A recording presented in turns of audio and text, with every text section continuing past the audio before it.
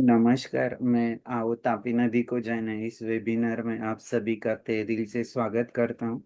आज के इस वेबिनार को शुरू करने के पहले इसका बैकग्राउंड रखना चाहूँगा। हम हमारे महाराष्ट्र जल बिरादरी के मेंटर विनोद बोधनकर सर और नरेंद्र चुग सर, इनके मार्गदर्शन में जब कोरोना पेंडेमिक शुरू था तो हमारे महाराष्ट्र जल बिरादरी ने आओ नदी को जाने इस वेबिनार सीरीज की शुरुआत की थी। और लगभग 44 वेबिनार्स हुए, जिसमें हर संडे अलग अलग एक्सपर्ट को बुलाया गया है। लगभग कभी एक थे कभी दो थे ऐसे। एक साल भर चलने के बाद ऐसे तय हुआ कि हम फिजिकल ऑनलाइन हम फिजिकल यात्रा निकालते हैं महाराष्ट्र में। और महाराष्ट्र के नासिक जिले के त्र्यंबकेश्वर से लेके वर्धा तक ये यात्रा निकलने वाली थी, पैदल। और ये यात्रा जब शुरू हुई शुरू होने वाली थी तब कोरोना का सेकंड वेव आया। फिर वो फिजिकल यात्रा तो नहीं हो पाई, लेकिन हमारे जो महाराष्ट्र जल बिरादरी की टीम है उन्होंने तय किया कि भले ही फिजिकल नहीं तो हम ऑनलाइन तो मिल सकते हर डिस्ट्रिक्ट में। तो ऑनलाइन डिजिटल संवाद यात्रा शुरू हुई नासिक डिस्ट्रिक्ट से। अप्रैल 2021 में ये ऑन आओ नदी को जाने के वेबिनार में ऑनलाइन डिस्ट्रिक्ट संवाद यात्राएं शुरू हुई, जिसमें नासिक नासिक के बाद जलगांव, नंदुरबार, धुलिया ऐसे करते करते महाराष्ट्र के 36 जिलों की यात्रा कंप्लीट हुई। और उसके बाद में अभी तब से लेके आज तक 108 से भी ज्यादा नदियों के ऊपर काम शुरू है। महाराष्ट्र गवर्नमेंट के साथ प्रोजेक्ट शुरू है, चला जानुया नदीला करके, जिसमें नदी का अभ्यास करना, नदी का रिपोर्ट्स बनाना, अभ्यास करके जो भी प्रॉब्लम है उसके ऊपर सॉल्यूशन, इस तरीके से ये प्रोजेक्ट आगे बढ़ा है। और जैसे कि हम आओ तापी नदी को जाने इस वेबिनार में आज मिल रहे हैं, इसका भी बैकग्राउंड रखना चाहूंगा। जब ऑनलाइन डिस्ट्रिक्ट संवाद यात्रा शुरू हुई थी नासिक के बाद जलगांव, नंदुरबार, धुलिया, तो 3 जिले कंप्लीट हुए नॉर्थ महाराष्ट्र के, जलगांव, नंदुरबार, धुलिया। तो हमारे साथियों ने तय किया कि जैसे आओ नदी को जाने इस वेबिनार सीरीज की शुरुआत की है, वैसे हम आओ तापी नदी को जाने ऐसे वेबिनार की शुरुआत करते हैं। और हमारे बहुत सारे मीटिंग्स हुए, उसके बाद में तय हुआ कि हम इस तरीके की यात्रा शुरू कर सकते हैं क्या। तो हमारे सारे साथियों ने मिलकर मई 2021 में इस आओ तापी नदी को जाने वेबिनार सीरीज की शुरुआत की। अगर आप स्क्रीन पर देख पा रहे होगे तो मई 2021 में शुरू हुई यात्रा आज हम 114 114वें एपिसोड में है। और आज तक महाराष्ट्र, मध्य प्रदेश, गुजरात जो तापी रिवर बेसिन में आते हैं, तीनों राज्यों से मिलाकर लगभग 150 से भी ज्यादा महानुभाव इस वेबिनार में आ चुके हैं। कोई जल पे काम कर रहा है, जंगल पे, जमीन पे, जानवर पे, पर्यावरण पे, कोई मिट्टी पे काम कर रहा है। ये यात्रा के दरम्यान अगर आप देख पाओगे, हमें अलग अलग तरीके से कोई इंडिविजुअली काम कर रहा है, कोई ग्रुप में काम कर रहा है। जैसे हमें ग्रुप मिला आर्ट ऑफ लिविंग का, इसके अलावा हमें ग्रुप मिला गायत्री परिवार का, Surat project, Matapti Padyatra group from Multai, ऐसे अलग अलग ग्रुप मिले। मिशन 500 करोड़ लीटर, भूजल वारकरी, जो भी माँ तापी के लिए संगठन में काम कर रहे हैं ऐसे साथी हमें मिले। उनका एक्सपीरियंस हमें यहाँ पर सीखने को मिला, सुनने को मिला। इसके अलावा हमें कोई इंडिविजुअल मिले कि जो कोई मिट्टी पे काम कर रहा है, कोई पानी पे काम कर रहा है। हमारे साथी बुल्डाना से मिले जो कमल के ऊपर काम कर रहे हैं, जिन्हें कमल वाले बाबा भी क्या लोग कहते हैं, कोई हनी बीज पे काम कर रहे हैं। हमने अलग अलग जो भी एग्रीकल्चरल प्रैक्टिसेस है, ऐसे किसानों और केवी के साइंटिस्ट लोगों को भी यहाँ पर इनवाइट किया। किसी का ऑर्गेनिक फार्मिंग में अच्छा एक्सपर्टाइज है, किसी का मिलेट्स फार्मिंग में, किसी का नेचुरल फार्मिंग है, किसी का योगिक फार्मिंग में। ऐसे अलग अलग टॉपिक के ऊपर हमारे साथ साथी जुड़े, और उनका सारा एक्सपीरियंस हमें ही नहीं, जो भी लोग यहाँ कर ये सुनते हैं, ऑनलाइन देखते हैं, उन सभी को एक दूसरे का कार्य समझ में आता है। हमारे इसका मकसद यही है वेबिनार सीरीज का, identification of people in Tapi river basin who do the best practices for rejuvenation of Tapi river. माँ तापी के लिए काम करने वाले सभी साथी जो ऑलरेडी कितने सालों से, कोई 10 साल से काम कर रहा है, कोई 40 साल से काम कर रहा है। हमें यहाँ पर उनका अनुभव सुनने को मिलता है, सीखने को मिलता है, और ऑनलाइन के माध्यम से लोगों के साथ शेयर करने का एक अपॉर्चुनिटी मिलता है। मैं अकेला नहीं हूँ, हमारी पूरी टीम है। मैं एक रिप्रेजेंटेटिव हूँ ये सारा यहाँ पर बात रखने वाला, लेकिन हमारे पूरे टीम का ये सारा कोशिश है, और हम आज इस मुकाम तक पहुँचते हैं। हमें ज़्यादा वक्त न लेते हुए हमारे आज के पहले वक्ता निशिकांत काले जी, इनका परिचय करने के लिए doctor H M Patil sir को रिक्वेस्ट करते हैं। Doctor H M Patil sir हमारे कोर टीम मेंबर है, वो खुद एक कॉलेज के प्रिंसिपल है, और इसके अलावा माँ तापी के लिए, माँ नर्मदा के लिए भी काम करते हैं। बहुत बहुत स्वागत है सभी का फिर से एक बार। और मैं आगे doctor H M Patil sir को रिक्वेस्ट करता हूँ कि वो परिचय करवाए।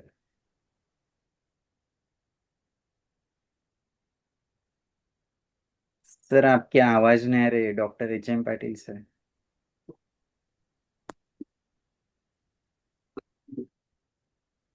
सर अनम्यूट कीजिए, unmute. Doctor H M Patil sir, आप म्यूट पर हो, अनम्यूट कीजिए। जी। विशाल जी, अभी आवाज आ रही? हाँ आ रही है, बात कीजिए अभी। धन्यवाद विशाल जी। हमारे आओ तापी नदी को जाने इस वेबिनार सीरीज के इस भाग में हम कई महानुभावों को यहाँ आमंत्रित कर चुके हैं। इन्हीं सीरीज में आज हमारे साथ में है professor doctor Nishikant Kale ji. By profession he is a mechanical engineer and currently working as an adjunct professor in mechanical engineering in Government Engineering College, Amravati. He is working in the field of environment and wildlife conservation since past 36 years. He is the founder member of Nature Consortium Society Amravati, and presently he is the chairman of Satpura Landscape Tiger Partnership. He is a consortium of 9 Indian and 2 UK based organizations working for tiger conservation in Satpura landscape. Dr. Kale has vast teaching and research experience of past 40 years. His field of interest includes sustainable development, renewable energy, wildlife, ecology, biofuels. He has organized several ornithological expeditions and training programs in Satpura and Central Indian landscape. He is regularly he regularly executes various consortium activities, conservation activities, and environmental education programs in various tiger reserves. Dr. Kale is a member of Climate Change India program, and he has been personally trained by former US Vice President Honorable Al Gore on climate change. He is also a member of local advisory committee of Melghat Tiger Reserve. He is honored by awarding Green Teacher National Award by Sanctuary Asia and recipient of Best Lecture Award by Indian Water Works Association. We are proud to be here. I want to request Dr. Nishikant Kaleji to continue his lecture and inspire us by his words as well as work. Thank you, Nishikant Kaleji. Yes, Welcome. धन्यवाद Patil sir. मेरा उपस्थित सभी को मेरा परिचय करवा देने के लिए आपका बहुत बहुत शुक्रिया। आज के इस सेशन में उपस्थित विशाल जी, प्राचार्य पाटिल सर, अमोल, विवेक जी, दीपा, जल बिरादरी के सभी सदस्य, सभी को मेरा नमस्कार। मैं ज्यादा समय न लेते हुए स्क्रीन शेयर करता हूं सो दैट आज के टॉपिक के बारे में हम चर्चा कर सकते हैं।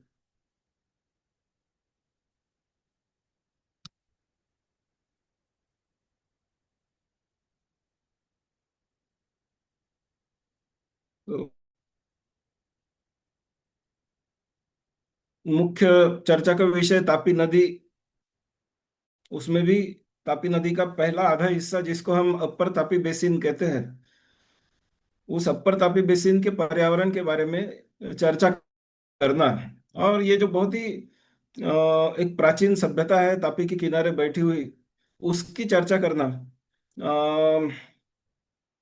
साथ ही साथ पिछले हजारों बोलो या लाखों सालों में पृथ्वी का पर्यावरण कैसे चेंज हुआ, उसके बारे में भी चर्चा करना, ये आज के मेरे प्रेजेंटेशन का मुख्य विषय है।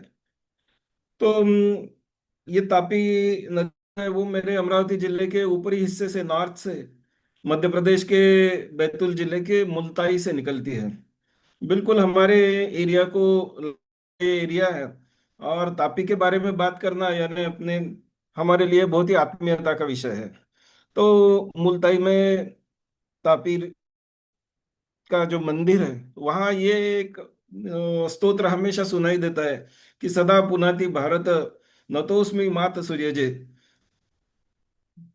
उसका मतलब है कि बार बार इस धरती पे जब भी संकट आया, तो धरती को पुनरुज्जीवित करने का काम सूर्यपुत्री माता तापी ने किया है। उस तापी को मैं नतमस्तक होकर प्रणाम करता हूँ। तो जैसा कि आप हम सभी जानते हैं, तापी ये जो एक प्राचीन भारत की नदी है, इसको सूर्य की पुत्री कहा जाता है। और पश्चिम की दिशा में बहने वाली जो दो प्रमुख नदियां भारत में हैं, नर्मदा और तापी, उसमें से ये तापी एक है, जिसको आदि गंगा भी कहा जाता है। नाम ही से ये बात स्पष्ट है कि गंगा नदी से भी पुरातन ये नदी है। और तापी का मतलब ही ताप हरण करने वाली, ऐसा है। तो ऐसा कहा जाता है कि तापी में, तापी का नाम लेने से, जय तप्ती मैया कहने से, तापी में डुबकी लगाने से अपने सब दुख दर्द खत्म हो जाते हैं। करी के इसीलिए ऐसा बोला गया है कि जब जब भी इस धरती पे संकट आया, तो तापी मैया ने ही इसको संकट से मुक्त करवाया। ये जो मूर्ति दिख रही है इस स्लाइड में, ये मुल्ताई के तापी मंदिर की है। बहुत ही सुंदर एक झील है, और उस झील के किनारे जहां से ये तापी निकलती है, वहां ये मंदिर बना हुआ है।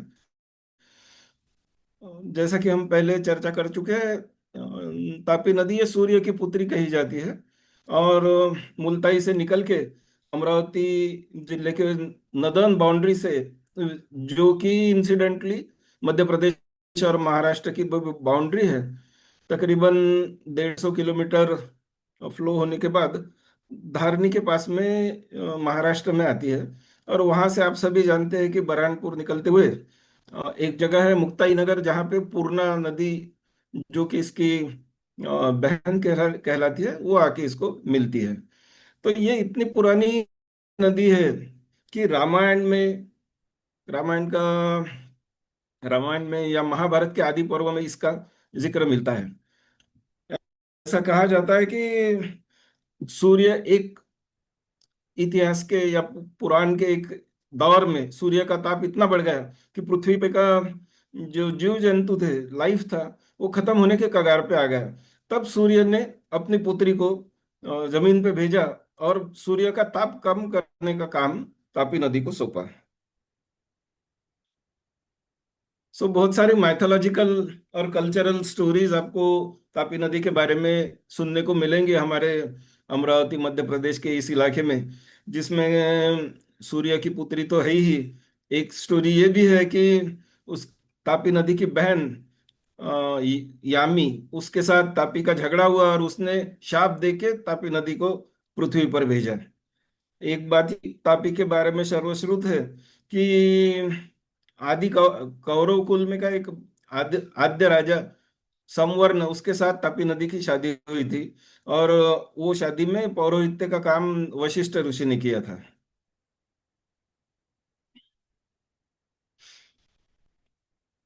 तापी नदी के बारे में हम पहले बात कर ही चुके हैं कि इसको नर्मदा की जुड़वा बहन भी कहा जाता है। और दोनों पैरेलली अरबी समुद्र के ओर बढ़ते हैं मध्य भारत से निकल के। और यही दो प्रमुख नदियां हैं भारत की, जो ईस्ट टू वेस्ट फ्लो होती है। और उससे भी ज्यादा, यानी नॉर्थ इंडिया, उत्तर भारत और दक्षिण भारत के बीच में एक डिवाइडिंग लाइन करके ये नदियां काम करती हैं। इसकी जो ट्रिब्यूटरीज है, उपनदियां है, उसमें मेलघाट से निकलने वाली जो नदी है उसमें सिपना, खंडू, गाड़गा, खपरा, डोलार और पूर्णा, ये नदियां आती है। बहुत सी बार अपना एक सोच रहती है कि तापी नदी, इसका मतलब ही सातपुड़ा से निकलने वाली नदी। लेकिन ऐसा नहीं है।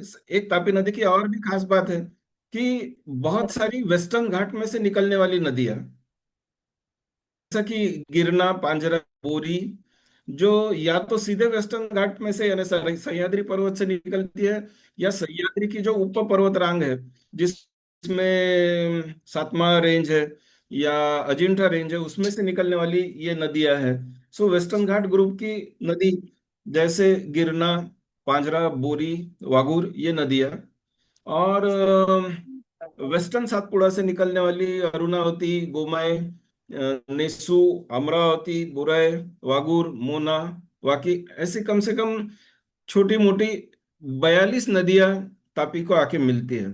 तो हम ये कह सकते हैं कि मेलघाट और सातपुड़ा में का पानी जो तापी बहा ले जाती है, तो around 35% water needs Gujarat Tapi नदी कंप्लीट करती है।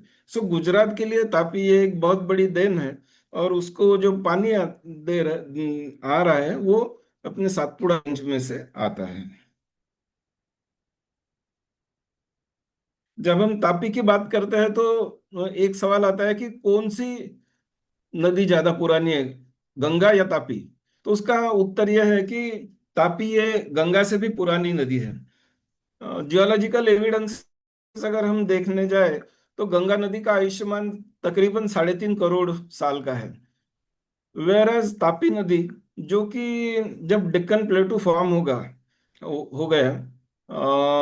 एक वोल्केनिक इरप्शन के बाद में, तो तापी नदी की आयु ये तकरीबन 6.6 करोड़, 6.5 करोड़ से भी ज्यादा साल पुरानी ये नदी है। और अपने पुराणों में अगर देखा जाए तो वो 7 करोड़ साल इसके तापी नदी का आयु मानते हैं। आज की तारीख में उसकी उम्र 7 करोड़ साल है, ऐसा पौराणिक कथाओं के हिसाब से बोला गया है। अगर हम नर्मदा और तापी की तुलना करें तो ऐसा हम बोल सकते हैं कि नर्मदा तक काफी पुरानी नदी है, उस हिसाब से तापी काफी नई है। एविडेंसेस शो दैट कि नर्मदा का जो अपीयरेंस हुआ पृथ्वी पे पहली बार, वो काफी पहले हुआ है। तापी नदी is much younger, just 6 crore साल पहले आई। वेरस नर्मदा जो है वो 16 करोड़ से भी ज्यादा साल से यहाँ है।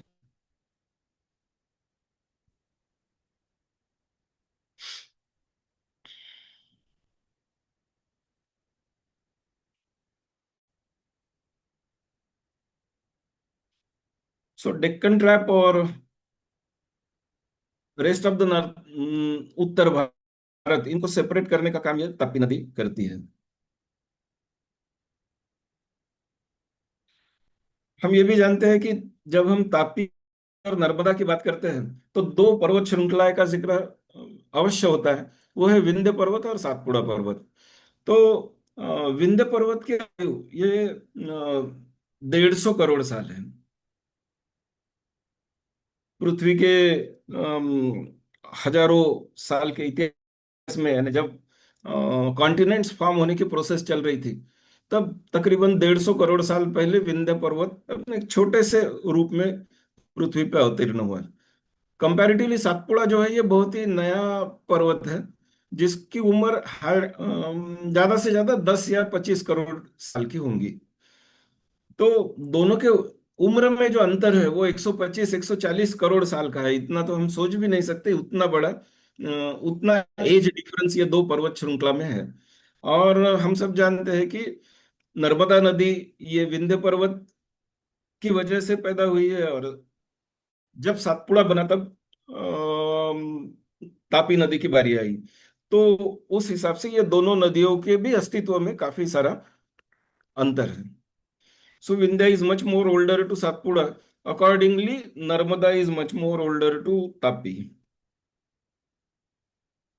तो अगर जब हम बोलते हैं कि 150 करोड़ साल पहले विंध्य पर्वत फॉर्म हुआ था, तो इतना पीछे जाने के लिए हमारे पास तो कोई साइंटिफिक माध्यम उपलब्ध नहीं है, लेकिन हम ज्यादा से ज्यादा 25 करोड़ साल तक पीछे जा सकते हैं।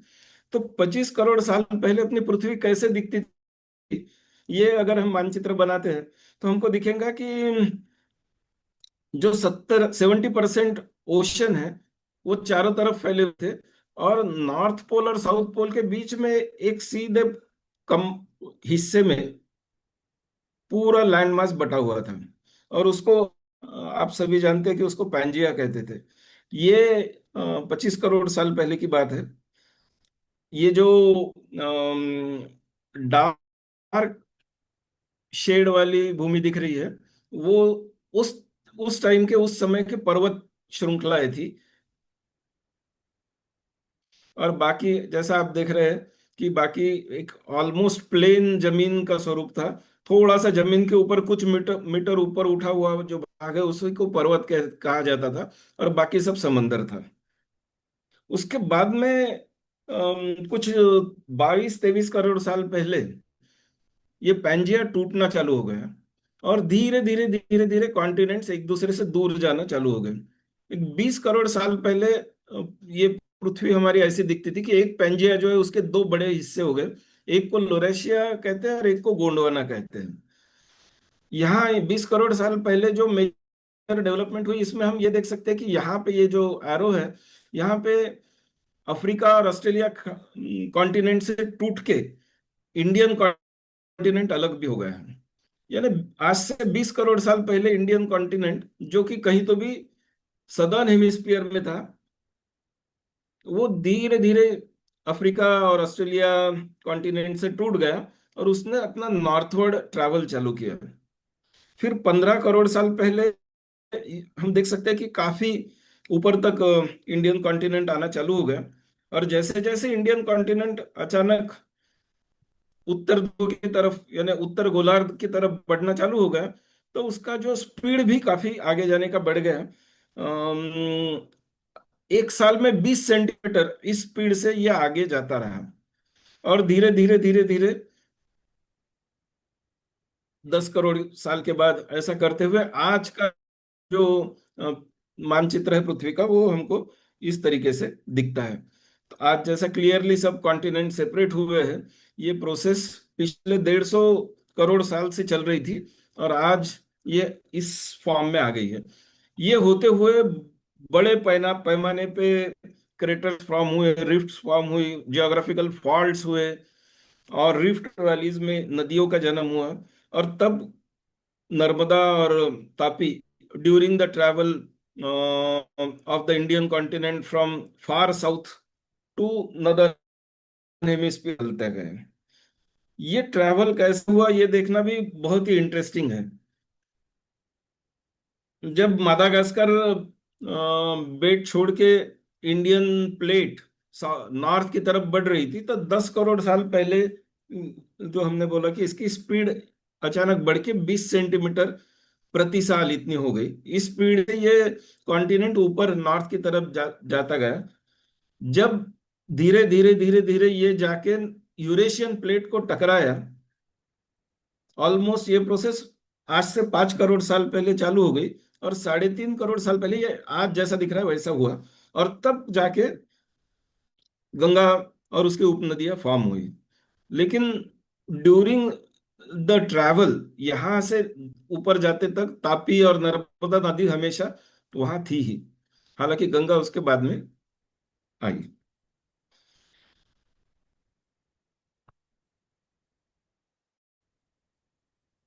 सो तब ये ट्रैवल के दरमियान ये दो नदियां और गोदावरी की छोटी छोटी उपनदियां रिफ्ट वैली में थी, और हिमालयन रिवर्स तब नहीं बनी थी।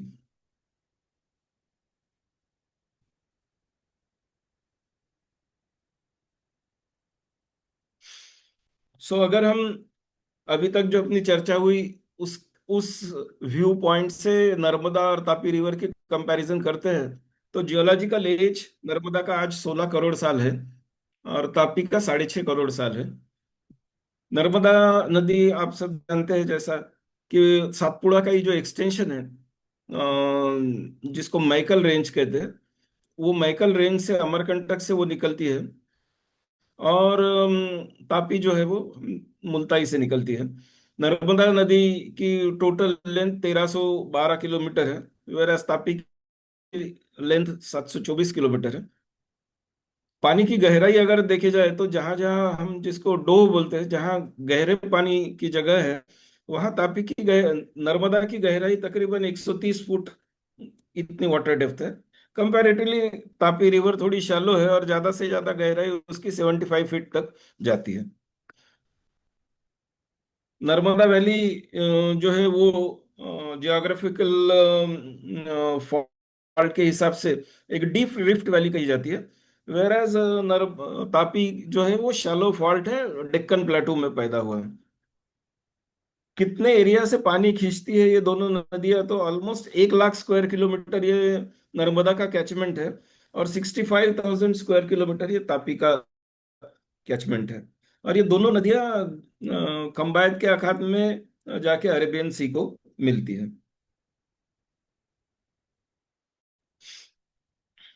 तो एग्जैक्टली जियोलॉजिकल डिफरेंस ये दोनों नदियों के स्ट्रक्चर में क्या है ये पहले समझ लेते हैं। Both the rivers are very each other, दोनों एक दूसरे को पैरेलल ही चलती है। बहुत सारी जगह तो उसका अंतर 70 किलोमीटर इतना कम भी हो जाता है, लेकिन फिर भी दोनों कभी एक दूसरे से मिलते नहीं क्योंकि एलिवेशन डिफरेंस बहुत ज्यादा है। जैसा कि हमने पहले चर्चा की है कि तापी नदी का फॉर्मेशन ये डेक्कन प्लेटू फॉर्म होने के बाद हुआ है, तो ये काफी ऊपर से चलती है। उसका जो ओरिजिनेशन पॉइंट है मुल्ताई, वो उसका एलिवेशन तकरीबन 750 मीटर का है, और अपर तापी जिसको हमने बोला है वो उसका एवरेज एलिवेशन तकरीबन 400 मीटर का आएगा। वेरएज नर्मदा नदी उसके कम से कम 100 मीटर नीचे से, यानी एवरेज एलिवेशन 300 मीटर से चलती है। सो ये एक मेजर डिफरेंस इन दोनों में है। और दूसरा ये कि नर्मदा का अगर आप बेड देखोगे तो मेनली वो सैंडस्टोन है या सेडिमेंट्री रॉक है, वेरएज तापी नदी का जो बेड है वो काफी गहराई तक भी वेरी हार्ड बसाल्ट रॉक है, ब्लैक स्टोन है।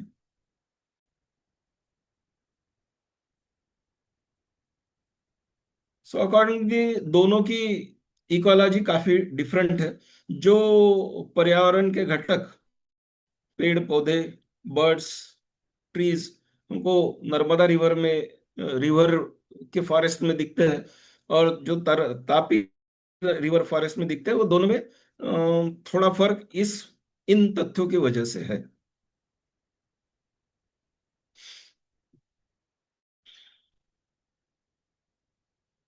सो हम ये भी चीज की चर्चा कर चुके हैं कि नर्मदा ये सेडिमेंट्री बेसिन है और तापी ये मेनली वोल्केनिक बेसिन है, और दोनों भी रिफ्ट वैलीज है। यानी इंडियन प्लेट जब ट्रैवल कर रही थी एशियन प्लेट की तरफ, तब जो बड़े पैमाने पे खिंचाव तनाव और वोल्केनिक इरप्शंस सालों साल होते गए, उसमें से ये दोनों फॉर्म हुए हैं।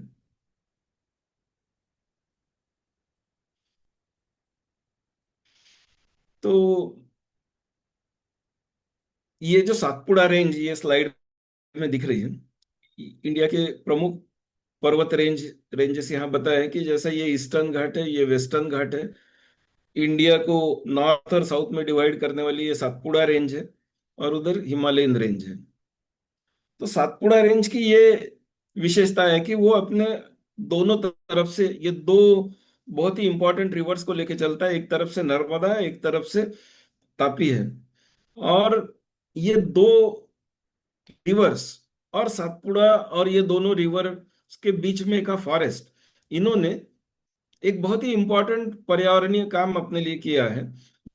वो ये कि जब ये इंडियन प्लेट हिमालय से जाके टकराई यूरेशियन प्लेट से, और हिमालय फॉर्म होना चालू हो गया, तब यूरेशियन प्लेटू के पर्यावरणीय घटक थे, वो इंडियन कॉन्टिनेंट में फैलाने का काम ये सातपुड़ा रेंज से और तापी और नर्मदा रिवर की माध्यम से हुआ है। तो हमको आज देखने को मिलेगा इवोल्यूशन प्रोसेस में इवॉल्व हुए हुए पिछले 150 साल में जो अलग अलग जीव जंतु इवॉल्व हुए, उसमें से बहुत सारे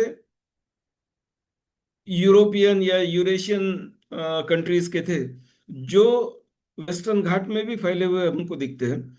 वैसे ही बहुत सारे अफ्रीकन ओरिजिन के कंपोनेंट्स थे अपने एनवायरनमेंट के, फ्लोरा और फाना, वो भी सातपुड़ा के माध्यम से ये नॉर्थ इंडियन प्लेन में और गैंजेटिक प्लेन में फैले हुए हमको दिखते हैं। तो सातपुड़ा और ये दोनों रिवर्स ने पर्यावरण की दृष्टि से एक ब्रिज के तरह, एक पुल के तरह काम किया है, और दोनों तरफ का जीन पूल एक्सचेंज करने का बहुत ही इंपॉर्टेंट काम ये तापी रिवर और उसकी सहोदरा नर्मदा रिवर से हुआ है। अम, एक बार आगे बढ़ने के पहले ये डिफाइन करते कि एग्जैक्टली अपर तापी बेसिन यानी क्या। तो तापी नदी को अगर हम दो हिस्से में डिवाइड करते हैं, अपर तापी और लोअर तापी, तो मुल्ताई से निकल के मेलघाट से होते हुए मुक्ताई नगर तक का जर्नी तकरीबन 300 किलोमीटर का है। वैसे ही ये जो नीचे वाली नीली लाइन ये स्लाइड में दिख रही है, ये पूर्णा रिवर है। दोनों रिवर्स तकरीबन एक ही प्लेटो से निकली है, और दोनों रिवर अपना अपना 300 किलोमीटर का अलग अलग डायरेक्शन से ट्रैवल तय करने के बाद ये जगह पे मुक्ताई नगर में मिलती है। तो ओरिजिन से लेके मुक्ताई नगर तक ये जो लैंड मास है, इसको अपर तापी बेसिन कहा जाता है। और मुक्ताई नगर से आगे along the Satpura till it meets Arabian sea, उसको लोअर तापी बेसिन कहा जाता है। तो टोटल 724 किलोमीटर की लंबाई में से अपर तापी बेसिन की लंबाई 300 स्क्वायर किलोमीटर आती है, और एवरेज एलिवेशन अपर तापी बेसिन का 400 मीटर है अबव मीन सी लेवल, और लोअर तापी बेसिन का 140 मीटर है एवरेज एलिवेशन। जैसा कि हमने पहले देखा है कि मुल्ताई से निकलते समय तकरीबन 750 मीटर की ऊंचाई से वो निकलती है, और मेलघाट में आते समय उसकी ऊंचाई 450 मीटर हो जाती है, और जब वो पूर्णा को मिलती है तब वो 300 मीटर तक नीचे आ जाती है। और वहां से फिर उसका डाउनवर्ड जर्नी चालू होता है till it reaches to bay of I mean Arabian sea. तो एवरेज अपर तापी बेसिन जो 400 मीटर के एलिवेशन पे, उस हिसाब से उसका फ्लोरा और फौना लोअर तापी बेसिन से अलग है। सो टोटल 65,000 स्क्वायर किलोमीटर के तापी के कैचमेंट में से 30,000 स्क्वायर किलोमीटर ये अपर तापी बेसिन का है।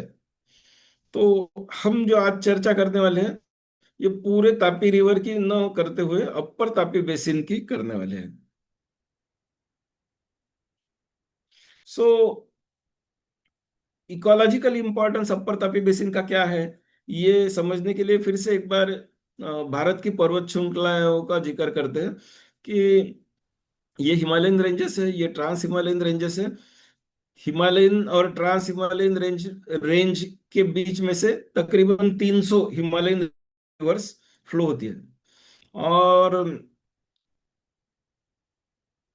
इसके अलावा जो सबसे पुरातन पर्वत श्रृंखला मानी जाती है वो अरावली अपने देश के वेस्टर्न पार्ट में है। सेंट्रल पार्ट में हम जब से बात कर रहे हैं, विंध्य और सातपुड़ा ये दो रेंजेस है।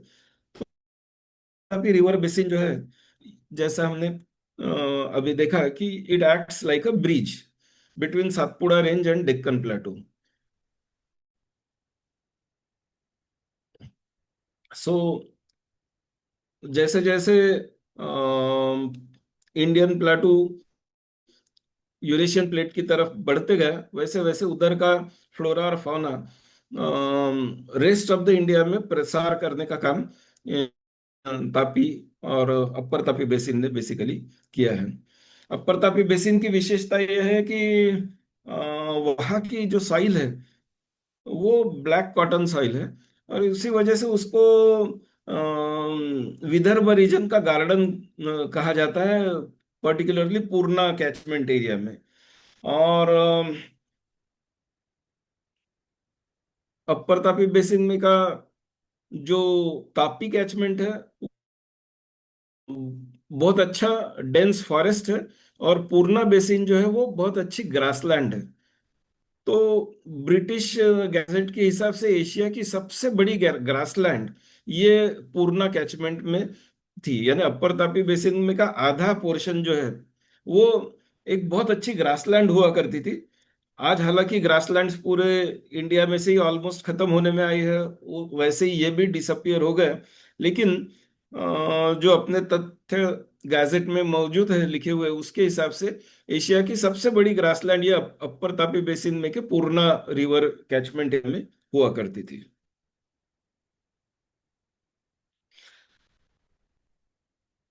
अपने देश के बहुत ही मशहूर पर्यावरण प्रेमी हमारे मित्र श्री बिट्टू जी सहगल ये तापी नदी के बहुत ही बड़े प्रशंसक है। और वो कहते हैं कि तापी नदी और उसके किनारे का ये मेलघाट का जंगल, ये ही इंडिया का सबसे इम्पोर्टेंट फॉरेस्ट है। और अगर इंडिया में कुछ साल बाद, कुछ हजार साल बाद वाइल्ड लाइफ कहीं बचना है, तो ये फॉरेस्ट में ही अलोंग द तापी रिवर बचेगा। और पानी की रिक्वायरमेंट के लिए पूरा सेंट्रल इंडिया तापी रिवर की तरफ देखेगा, ऐसा उनका मानना है।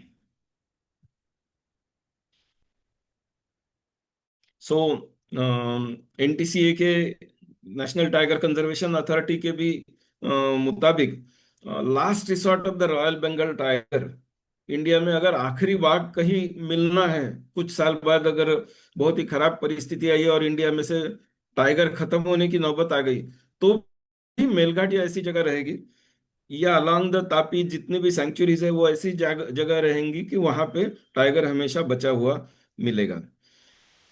ये जो सातपुड़ा फॉरेस्ट है उसका एरिया तकरीबन 39,000 स्क्वायर किलोमीटर का आता है। तो ये वर्ल्ड में का सबसे बड़ा कंटिन्यूस टाइगर पैच माना जाता है। और वो 40,000 स्क्वायर किलोमीटर में से तकरीबन 6,500 से 7,000 स्क्वायर किलोमीटर कोई ना कोई नेशनल पार्क सेंचुरी से प्रोटेक्टेड है।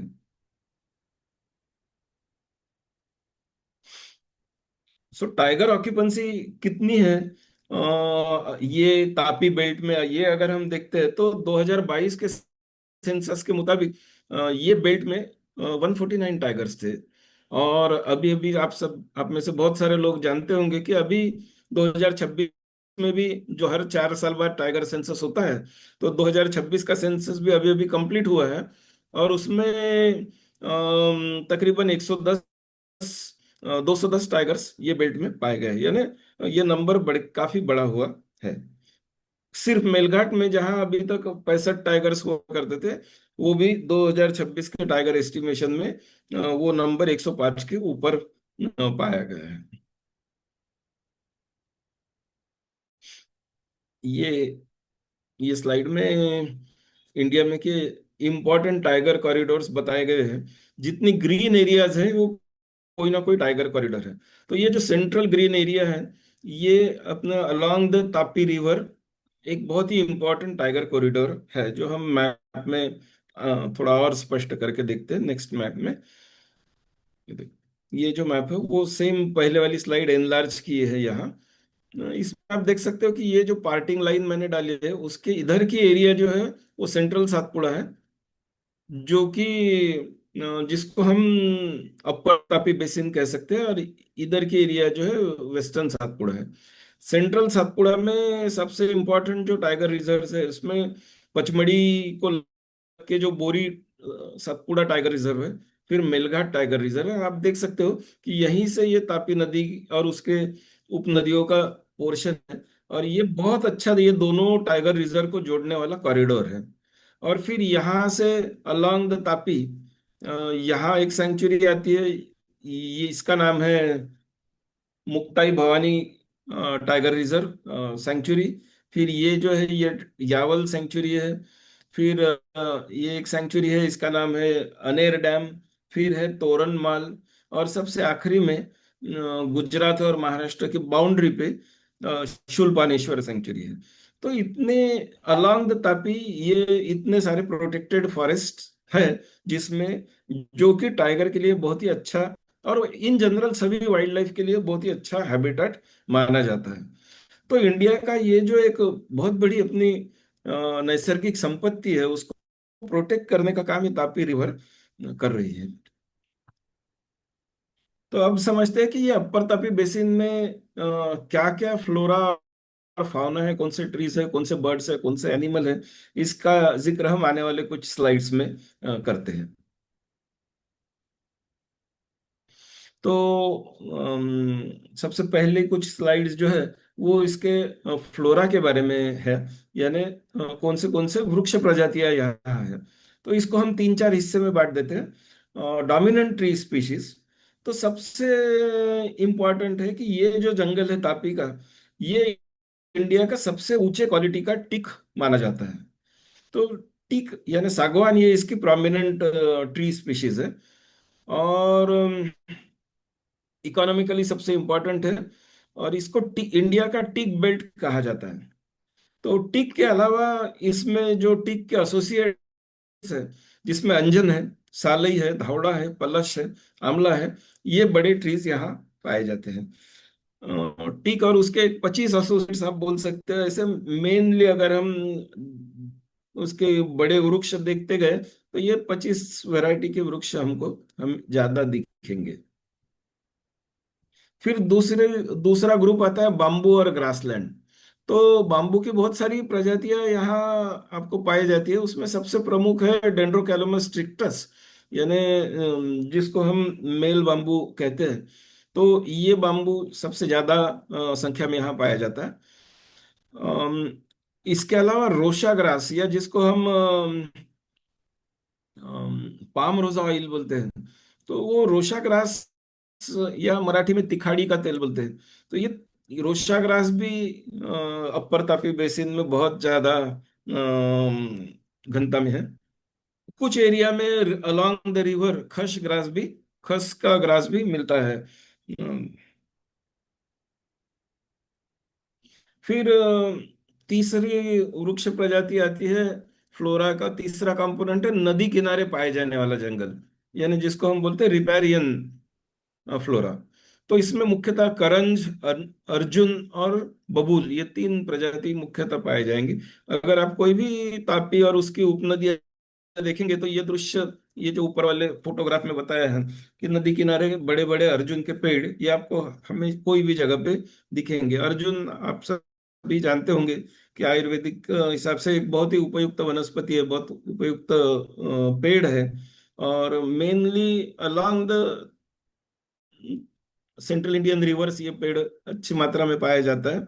इसके अलावा पोंगामिया पिन्नाटा यानी करंज और बबूल, ये प्रजातियां पाई जाती है। अकेशिया निलोटिका, एकोशिया अरेबिका भी यहाँ मिलता है, लेकिन एकोशिया निलोटिका ज्यादा है।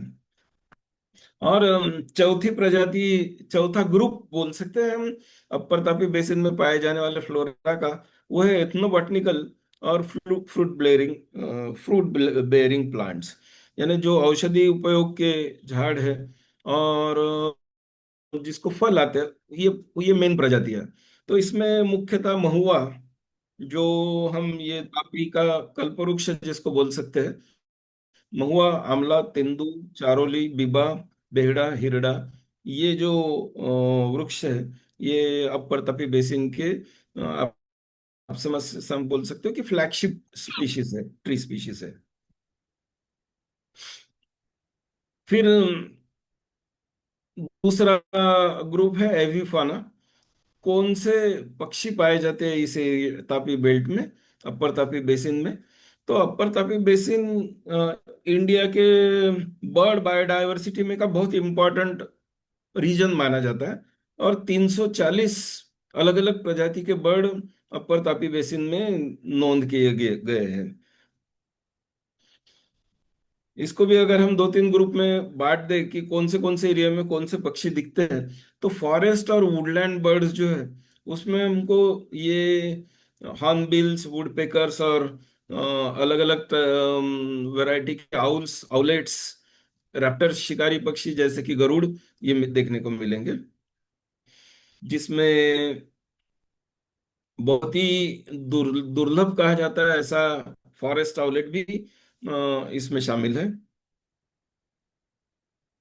फिर अगेन वाटर बॉडीज में दिखने वाले जो बर्ड्स हैं उसमें विंटर माइग्रेंट्स और लोकल, ऐसा करके अलग अलग टाइप के bar headed geese, northern pintail, ruddy shelduck, brahminy duck. फिर वेडर्स में ब्लैक नेक स्टार्क्स और पेंटेड स्टार्क, और छोटे वेडर्स, ये सारे दिखाई देंगे।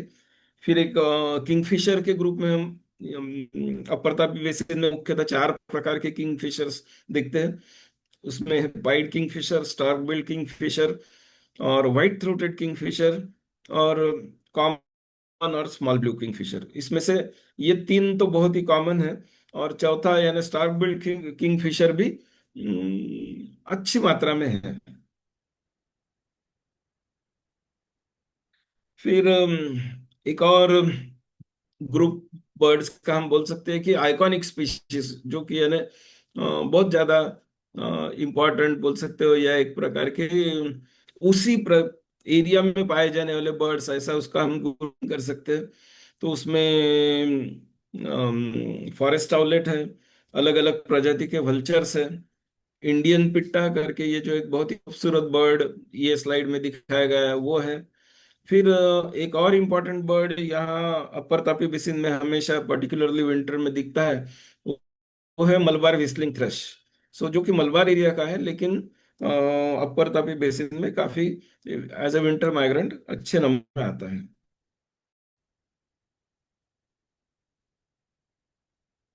सो ये पिछले कुछ स्लाइड की समरी ये टेबल में दी है कि कौन से हैबिटेट में कौन से बर्ड्स अपर तापी बेसिन में दिखाई देते हैं। ड्राई डेसिडियस फॉरेस्ट जो उसमें forest owlet, jungle fowl, painted spur fowl, racket tail drongo, ये इस टाइप के बर्ड्स दिखते हैं। along the water bodies, bar-headed goose, osprey, great thick knee, river terns, और बहुत सारे वाटर बर्ड्स दिखते हैं। ये सिर्फ एग्जाम्पल के तौर पे कुछ नाम दिए हैं। एग्रीकल्चर फ्रिंजेस में इंडियन रोलर, ब्लैक ड्रोंगो, अलग अलग स्टारलिंग्स, व्यूअर बर्ड, ये बर्ड्स दिखते हैं। और स्ट्रीम, जो हिली स्ट्रीम्स है उसमें मलबार व्हिस्लिंग थ्रश, अलग अलग वैरायटी के owls, particularly brown fish owl, red start, इस टाइप के बर्ड्स हमेशा दिखाई देते हैं। तो टोटल अपर तापी बेसिन हमने चार अलग अलग हैबिटेट में डिवाइड कर दिया: ड्राई डेसिडियस फॉरेस्ट, रिवर्स और वाटर बॉडीज, एग्रीकल्चरल फ्रिंजेस, और हिली स्ट्रीम्स। और हर जगह दिखने वाले बर्ड्स अलग अलग क्लासिफाई करके यहाँ एक पिछले चार पांच स्लाइड का निचोड़ यहाँ ये टेबल के फॉर्म में हमने रखा है। फिर वाइल्ड एनिमल्स क्या दिखते हैं? तो जैसा कि हम बात कर चुके हैं, इंडिया में का ये सेंट्रल इंडियन हाईलैंड्स जो एक महत्वपूर्ण वाइल्ड लाइफ एरिया है। सेंट्रल इंडियन हाईलैंड्स में का सतपुड़ा बेल्ट और तापी बेल्ट ये बहुत ही इंपॉर्टेंट वाइल्ड लाइफ पैच है, जिसमें जैसा हमने पहले लीज देखी है कि Satpura tiger reserve, Melghat tiger reserve, ये दो बहुत इंपॉर्टेंट टाइगर रिजर्व्स, और इसके अलावा एक सात आठ अलग अलग सेंचुरीज ये बेल्ट में आती है, जो कि अपना वाइल्ड लाइफ संभाल के रखने का महत्वपूर्ण काम कर रही है। तो वाइल्ड एनिमल्स में लार्ज कार्निवोरस, ये अगर हम ग्रुप देखते हैं तो उसमें बंगाल टाइगर है।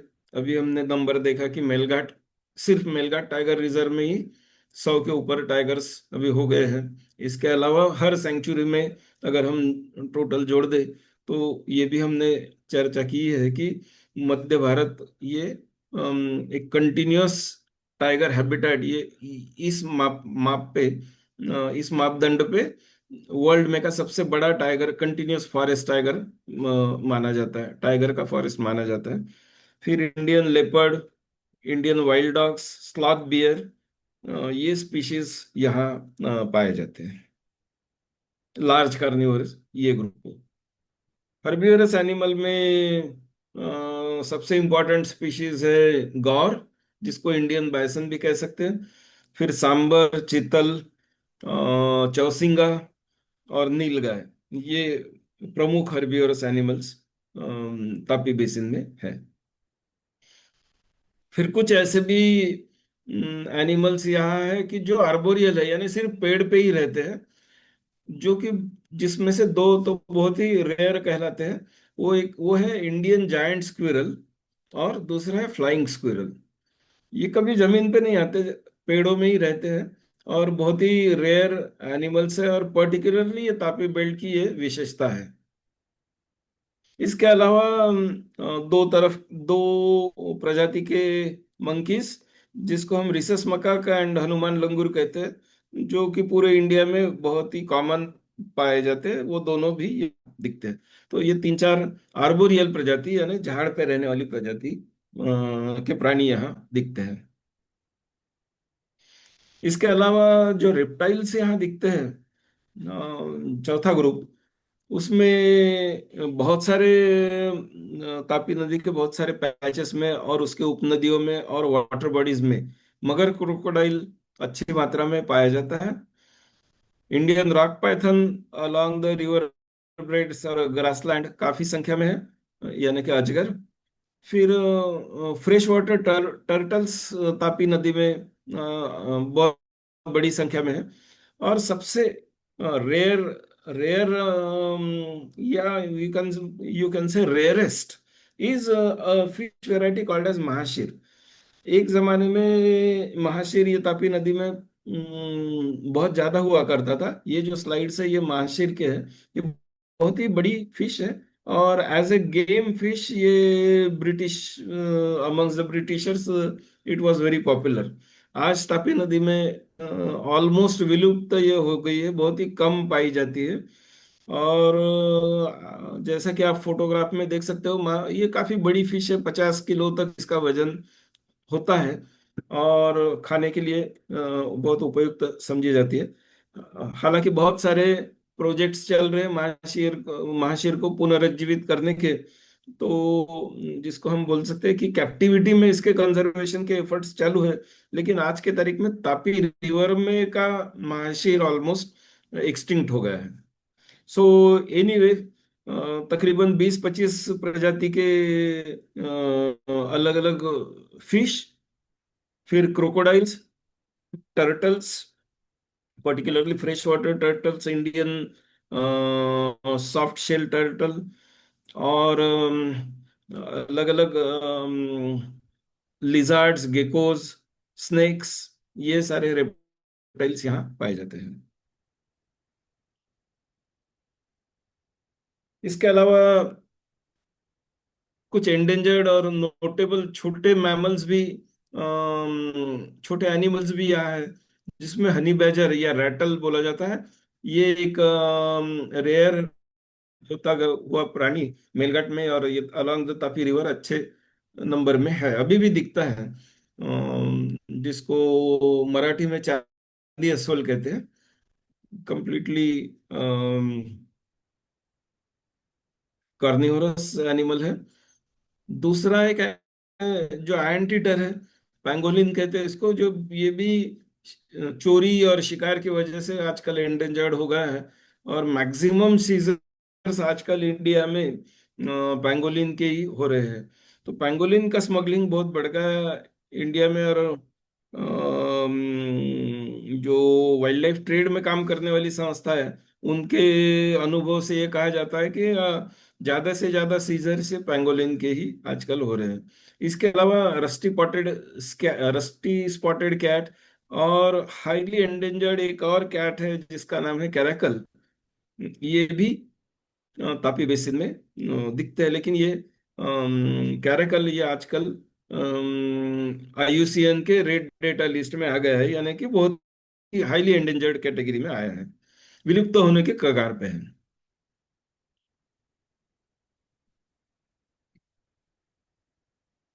सो हम ये कह सकते हैं कि अपर पूर्णा रीजन जो है, अपर तापी बेसिन, जो कि तापी और पूर्णा का मिलके एक बना हुआ मिला जुला इकोसिस्टम है, वो चार पांच अलग अलग हैबिटेट का मिल के बना हुआ एक फॉरेस्ट है।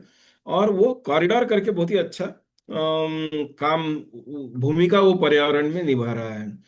So it allows genetic movement of tigers and other wildlife between Satpura, Madhya Pradesh and Sahyadri. So central India और वेस्टर्न घाट को जोड़ने का बहुत ही इंपॉर्टेंट काम ये तापी नदी की अलग अलग वैरायटी की फॉरेस्ट कर रही है।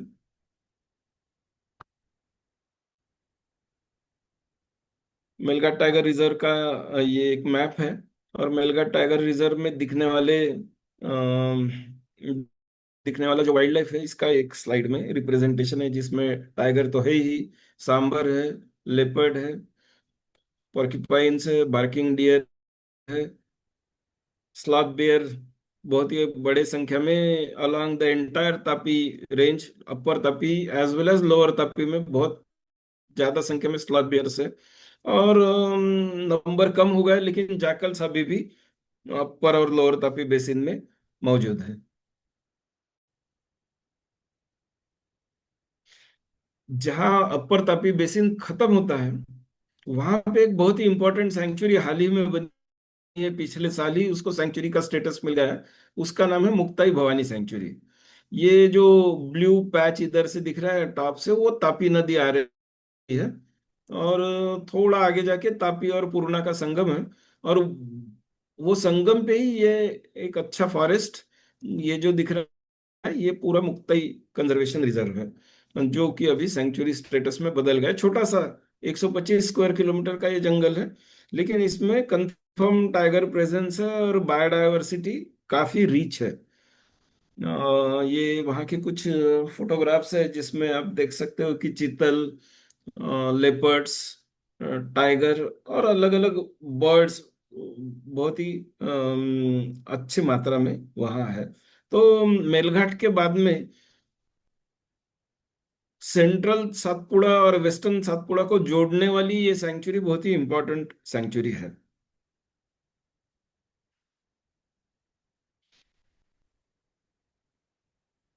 सो हम बोल सकते हैं कि वेस्टर्न सातपुड़ा यानी वेस्टर्न या लोअर तापी बेसिन में के यावल, अनेरडाम, शूलपानेश्वर, ये जो वाइल्ड लाइफ सेंचुरीज है, इसका इंटरकनेक्शन विथ हाईलैंड की सेंचुरीज जैसा कि बोरी, सतपुड़ा और मेलघाट, ये करने का काम ये तापी बेसिन कर रहा है। और सेंट्रल इंडिया का टाइगर साउथ इंडिया तक पहुंचाने के लिए एक कॉरिडोर या एक ब्रिज करने का बहुत ही महत्वपूर्ण भूमिका ये सतपुड़ा पर्वत श्रृंखला में का तापी फॉरेस्ट करता है।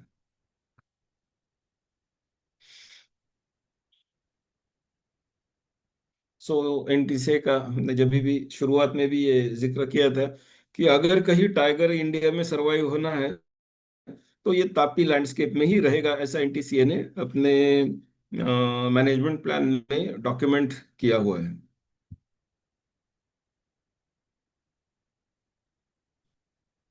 जैसा मेरे परिचय में बताया गया था कि मैं ये जो कंसोर्शियम है सतपुड़ा लैंडस्केप टाइगर पार्टनरशिप करके, उसका फिलहाल अध्यक्ष हूँ।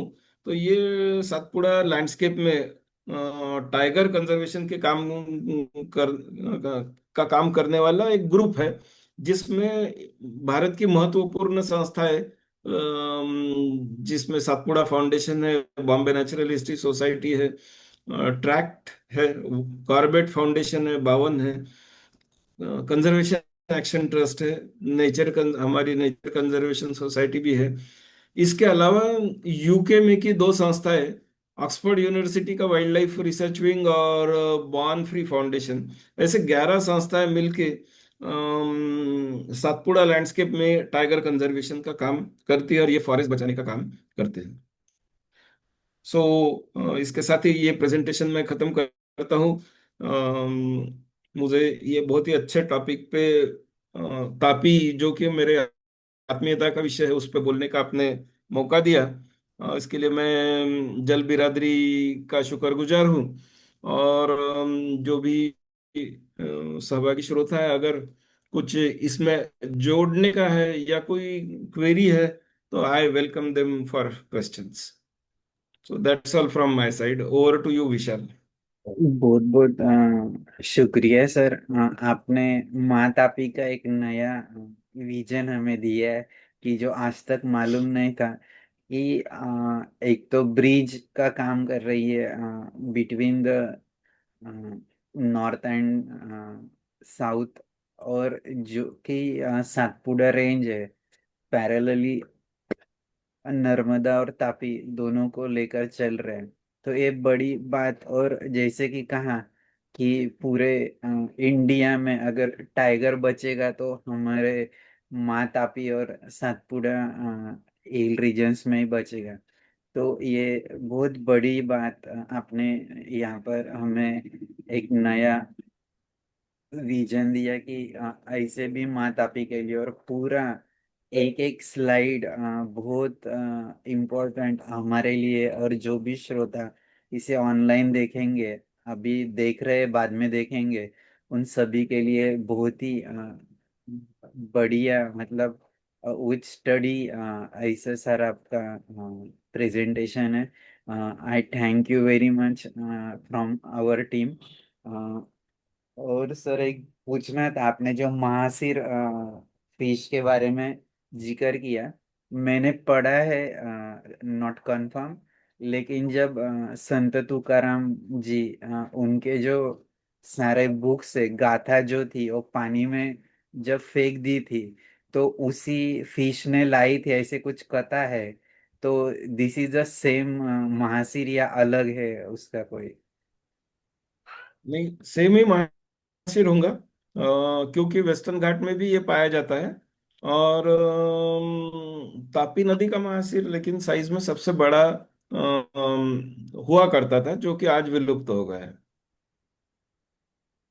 हालांकि ओके। टाटा ग्रुप और भारत में के बहुत सारे पर्यावरण प्रेमी संस्थाएं उसका इन सिटू कंजर्वेशन के लिए अच्छा प्रयास कर रहे हैं।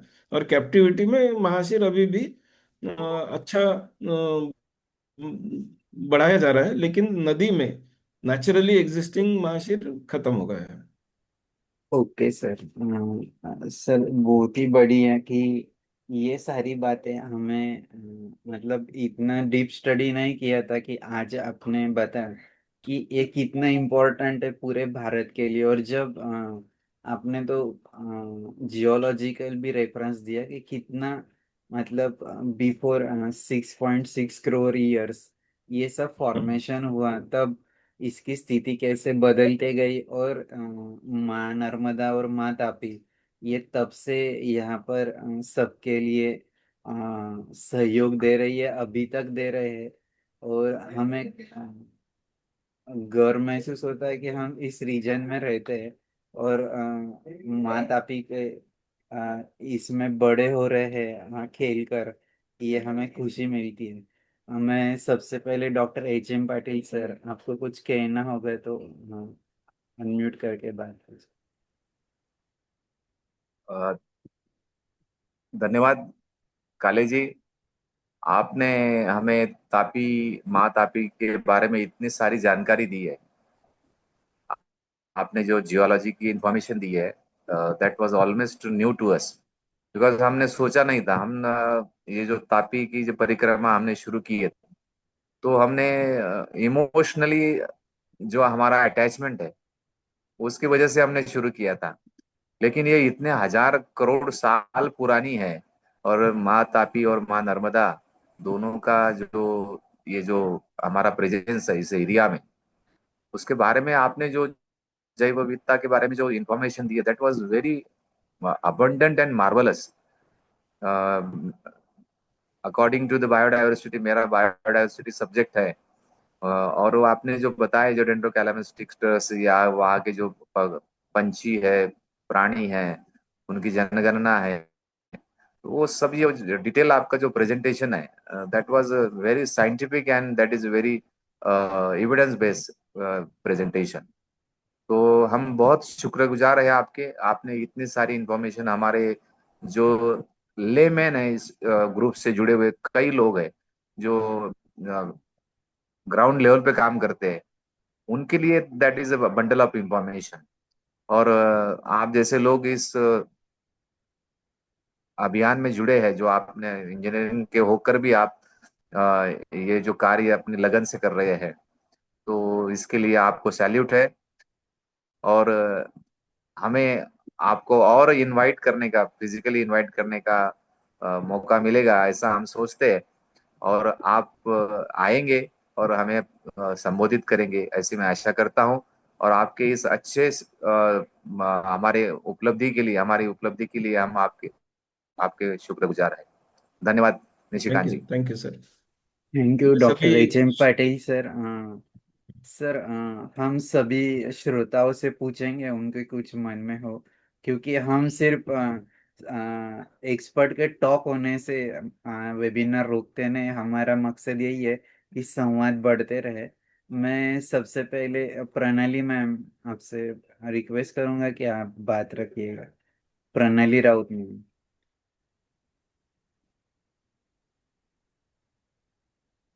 शुक्रिया। सर ने जो एक रेफरेंस दिया कि पुराण में लिखा हुआ है ऐसा, तो पुराण कब लिखे गए ये कुछ बता सकोगे सर हमें? वो तो पता नहीं, लेकिन मुल्ताई जो मेरे हमारे अमरावती को लग के है, जहाँ से ये तापी निकलती है, तो वहाँ ये किस्से हमेशा सुनने को मिलते हैं। अच्छा। हाँ। क्योंकि हम जो रामायण महाभारत से लेकर आते तो इक्ष्वाकु कुल के रघुकुल जो है परिवार चलता आया, तो उसमें क्ष की उत्पत्ति जो है ना वो 13वीं सदी में हुई, ईसवी सन 13वीं सदी में। हम्म। तो हम उसका विचार कर सकते हैं कि पुराण और ये सब सारी चीजें कब आई। हमें लगता है ऐसा कि सनातन का अर्थ लेकर हम हजारों और करोड़ों साल से ये चलती आई है ऐसा बताया जाता है। बराबर। लेकिन लेखन कला जो है वो अवगत हुई ही 4-5 हजार पहले। और उसके हाँ। बाद एक एक अक्षर की उत्पत्ति होते होते क्षक जो है वो तो 13वीं सदी में हुई। तो फिर ये कुल और रामायण और ये सारी चीजें जो हम पुराण के दाखले देते हैं, आपकी उपाधि डॉक्टर है, तो इसीलिए मैंने आपको पूछा कि ये कहाँ तक सत्य लोगों ने मानना चाहिए। हम नदियों की बात करते हैं, नर्मदा नदी में 11,000 लीटर, शायद 11,000 के 1100, 11,000 लीटर ही, 11 लाख लीटर कुछ ऐसा, हाँ 11,000 लीटर ही दूध जो है नदी में बहाया बहाया दिया धर्म के नाम पर। हम्म। क्या ये सही है? अपना अभी अपना। अभी की बात है, लास्ट वीक की। हाँ, यानी these are different schools of thought. उसके बारे में तो हम यहाँ डिबेट नहीं कर सकते।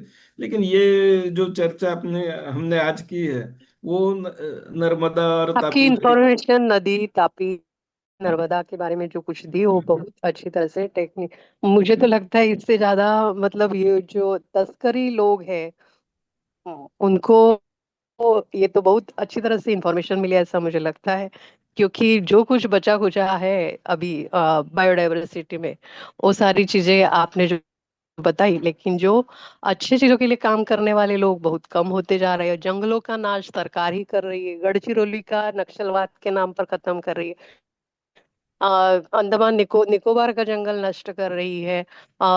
दूसरा ये कौन सा, ये मध्य प्रदेश का सही सही बात और है, आपका ऑब्जर्वेशन लाखों करेक्ट है। हेक्टर जंगल, यहाँ की मुंबई का भी यहाँ जो है जंगल, आरे का, वो भी जंगल नष्ट करते जा रहे हैं। और मैंग्रोव्स तो किसी को मैंग्रोव क्या भूमिका निभाती है पृथ्वी पर, उसे तो धरती की जीवन रेखा बताई गई है, लेकिन उसके बारे में लोगों को आज तक किसी ने इंफॉर्मेशन ही जनता तक गई नहीं।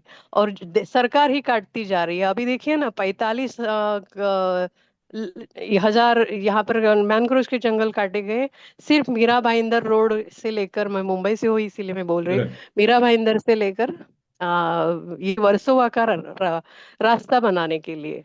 क्या जरूरत है इसकी? जरूरत है? किसी की मांग है? नहीं, सरकार बनाते जा रही है। और जब पर्यावरण मंत्री को बताया गया, पूछा गया सवाल, तो ये तो क्या है, उन्होंने वो पेड़ उसके लिए ही, मानव के विकास के लिए है, उनका त्याग करने का काम है, उन्हें त्याग करना चाहिए। ये कोई उत्तर है पर्यावरण मंत्री का?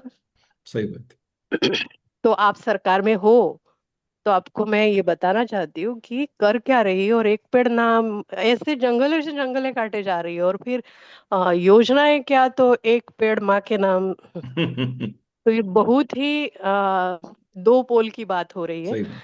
तो जरा आप इस पर थोड़ा गौर से विचार कीजिए कि सरकार कर क्या रही है। जरूर, लेकिन आपकी इंफॉर्मेशन बहुत अच्छी थी। बिल्कुल। Thank you. हमने ये बात कभी नहीं भूलनी चाहिए कि आधुनिक मानव जो है उसका अस्तित्व ज्यादा से ज्यादा 10,000 12,000 साल का है। वेरज यहाँ का जो पर्यावरण है, यहाँ की नदियाँ जो है, ये करोड़ों साल से यहाँ आ रही है। उस हिसाब से हम तो बहुत ही छोटे बच्चे हैं पर्यावरण के सामने। और उसका हमने रिस्पेक्ट करना चाहिए। जो डेवलपमेंट के हमारा कंसेप्ट है, वो शायद गलत दिशा में जा रहा है, और उसकी वजह से इरिपेबल इरिवोकेबल डैमेज हम अपने पर्यावरण को कर रहे हैं। ये बात हर पर्यावरण प्रेमी ने ध्यान में रखनी चाहिए। और जहाँ तक हो सके अपने इंडिविजुअल कैपेसिटी में या ग्रुप में एक प्रेशर ग्रुप की तरह काम करना चाहिए।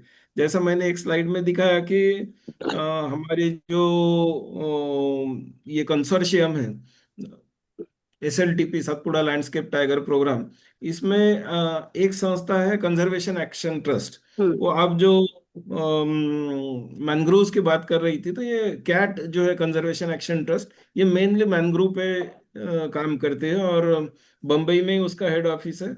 शायद आपने नाम सुना भी होगा मिस्टर देवी गोयन का। ये हाँ। उन्होंने अपने जीवन का लक्ष्य ही मैंग्रोव कंजर्वेशन ये बनाया है, रखा है।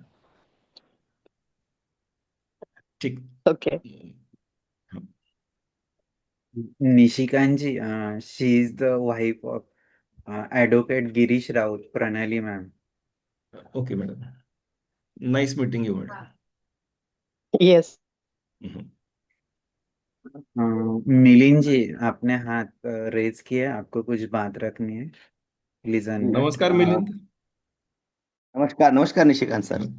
नमस्कार विशाल जी। और बहुत अच्छा लगा आज, वो काफी सालों बाद मैंने निशिकांत जी को सुना है। निशिकांत जी को तो अ, काफी समय हुआ सर कि नर्मदा के बारे में, ताप्ती रिवर के बारे में कहीं लेक्चर के फॉर्म में हमने सुना। तो इसलिए तहे दिल से मैं आपका धन्यवाद व्यक्त करता हूँ, आपके ऑर्गेनाइजेशन का। मैंने जैसा PhD का मेरा जो काम था वो टाइगर्स पे किया हुआ था, मेलघाट के, तभी से कुछ बिल्कुल, मैं जानता हूँ। क्वेश्चंस, हाँ क्वेश्चंस कुछ दिमाग में थे। उसके भी कुछ आंसर मुझे आज सर के लेक्चर से प्राप्त हुए।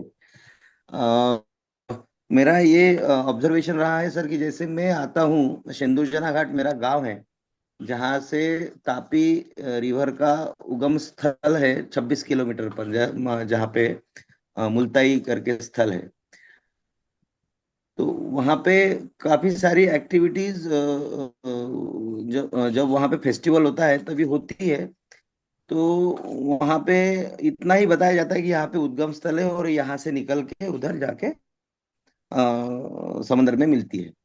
लेकिन वहां पे अगर उन लोकल जो रीजन के जो वहां के लोग हैं, वहां अगर कोई NGO या फिर कोई ऐसे माध्यम से हम लोगों से जुड़े ताकि इसकी पूरी की पूरी जानकारी वहां पे हम दे सके, ऐसा हम कुछ कर सकेंगे क्या? ये मेरा एक प्रश्न था। और दूसरा कि जैसा ये जो नदियां हैं, ये दोनों जो नदियां, ये बहुत महत्वपूर्ण ऐसी इंपॉर्टेंट टाइगर कॉरिडोर्स है, जिसकी वजह से टाइगर का क्या बोलेंगे अपन, आवागमन होता है ये एक प्रांत से दूसरे प्रांत तक। तो इसकी काफी सारी विशेषताएं ये नदियों की इस युग में है, जैसे सर ने उनके प्रेजेंटेशन में भी बताया, इससे मैं सहमत हूँ। तो ये मेरे कुछ विचार थे सर।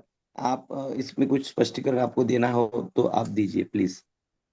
अम, मिलिंद, ये बहुत अच्छी बात आपने की कि तापी के एरिया में जाके वहाँ कुछ अवेयरनेस करना जरूरी है।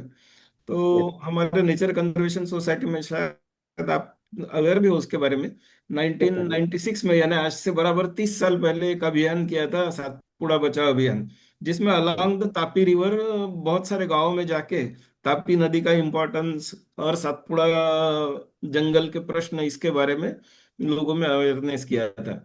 तो अभी 30 साल बाद फिर से टाइम आ गया, मुझे लगता है कि एक बार मुल्ताई से लेके तो अपर तापी बेसिन, पूरा मुक्ताई नगर तक यस, यस। ऐसा एक कैंपेन निकाला जाए, तापी यात्रा। और उसके लिए ये अपने जो ऑर्गेनाइजर्स है जल बिरादरी के, उनकी मदद ली जाए।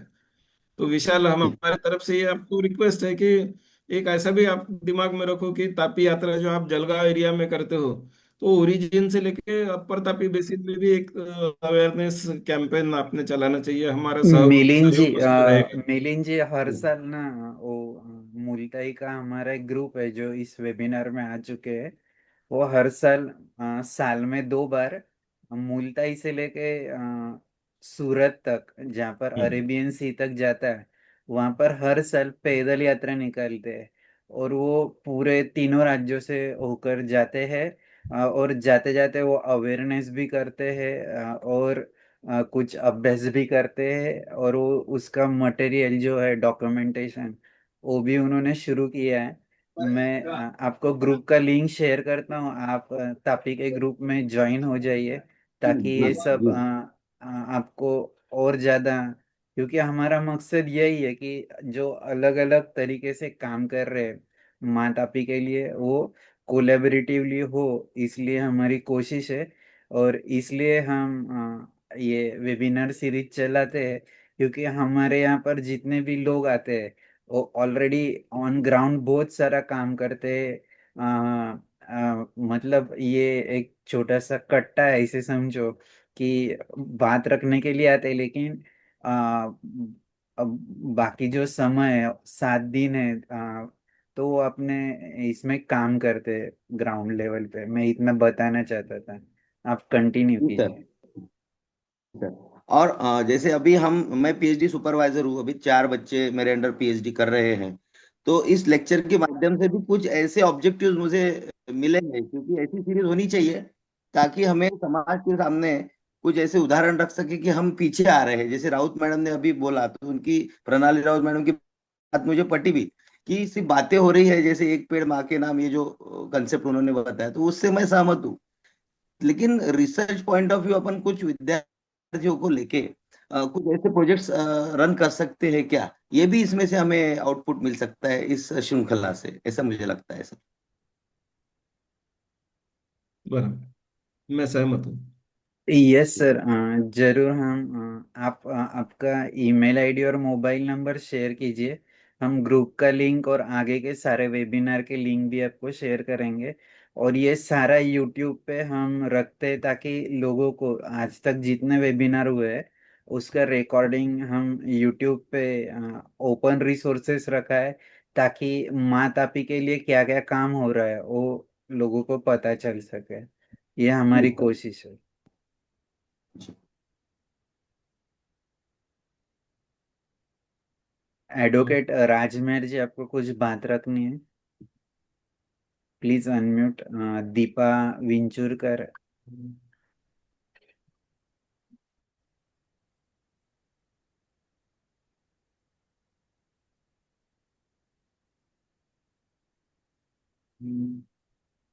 दीपा जी, एडवोकेट राजमेर जी, निसर्ग कट्टा करके कोई जॉइन हुआ है।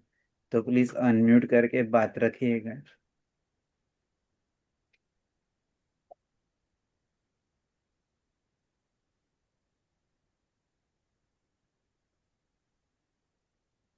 थिंक वो अनम्यूट नहीं कर रहे। ठीक है। हाँ मैं एक बार फिर से हाँ। निशिकांत मेरे सर। ख्याल से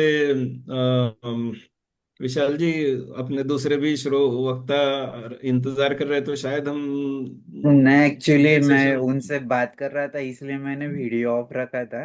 वो एक्चुअली हाँ ट्रैवलिंग में वो जिस एरिया में काम करने गए थे ना, तो वहाँ हाँ पर हाँ, रेंज का बहुत इश्यू है, हिली कोई बात एरिया है। नहीं, ठीक ठीक। तो बोले कि मे बी 20-25 मिनट से भी ज़्यादा मुझे रेंज आने में, मैं जिस एरिया में वहाँ से निकलने में लगेंगे। हाँ तो पॉसिबल नहीं होगा कि मैं आज जुड़ पाऊंगा, क्योंकि वो ठीक ठीक। ऑन फील्ड है अभी भी। वो काम करने के लिए गए थे, वो सोचे थे कि मैं 8 बजे तक लौट जाऊंगा, लेकिन अभी तक हाँ वो पहुंच नहीं पाए अपने घर तक। तो तो उनसे बात जब भी हुआ आप है। उनका फिर से रीशेड्यूल यस करोगे यस तो लिंक यस यस जरूर भेजना। यस, उनका वो करना ही पड़ेगा, क्योंकि उनका भी बहुत अच्छा कार्य है। लेकिन वो बोल रहे थे कि मैं बहुत कोशिश कर रहा हूँ लेकिन रेंज का इशू आ रहा है, मैं जुड़ नहीं पाऊंगा बोले। उनके 3 कॉल आ गए अभी तक। चलो ठीक ठीक। यस निशिकांत जी, बहुत बहुत शुक्रिया। मैं पूरे टीम के तरफ से आपको थैंक यू कहना चाहूँगा। हम आगे भी संवाद में रहेंगे, और हमारी यही कोशिश है कि जैसे कि ऐसे सारे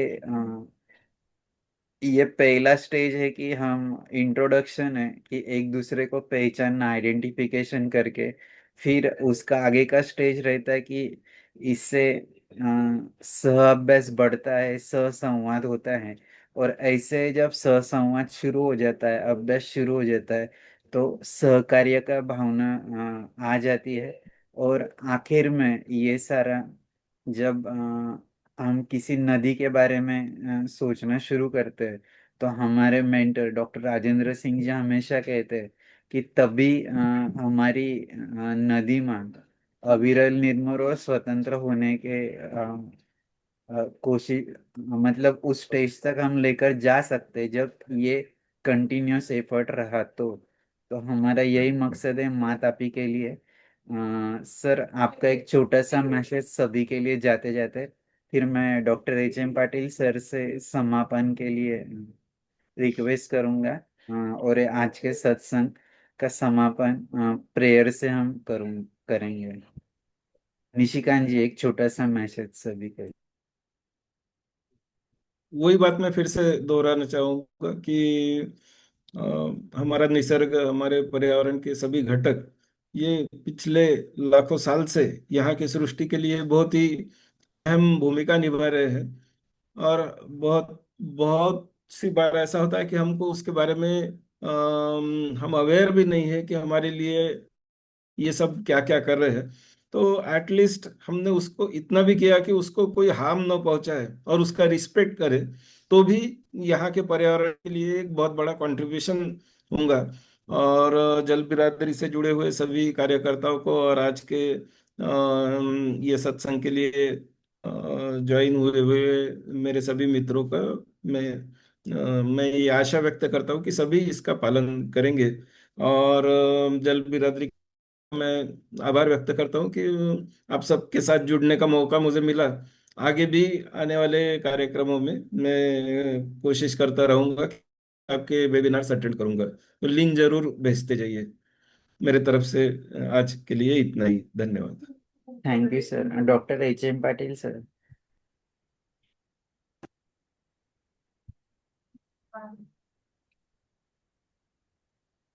please unmute doctor H M Patil sir.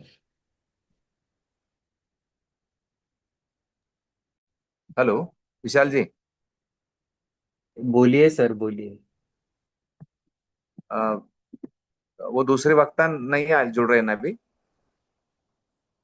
अ, तो रेंज का बहुत इश्यू है, जुड़ ही जी नहीं जी, पा रहे। Okay okay. हमारा टाइम भी हो गया है शायद, तो कोई बात नहीं। सर का अच्छा प्रेजेंटेशन हुआ, काले जी का। दैट वाज वेरी एकेडमिक, ऐसा आपका प्रेजेंटेशन हुआ सर।